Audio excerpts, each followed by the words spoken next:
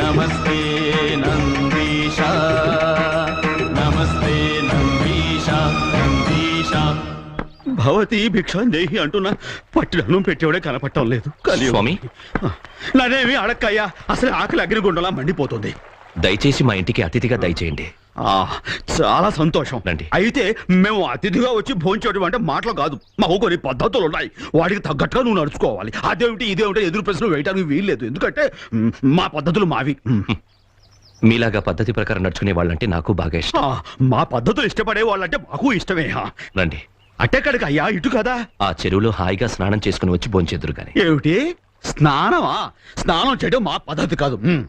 అంటే మీరు స్నానమే చేయరా? చెయ్యమయ్యా, చేయకపోయినా చేసినట్టే లెక్క. చెయ్యకపోయినా చేసినట్టు ఎలా అవుతుంది స్వామి?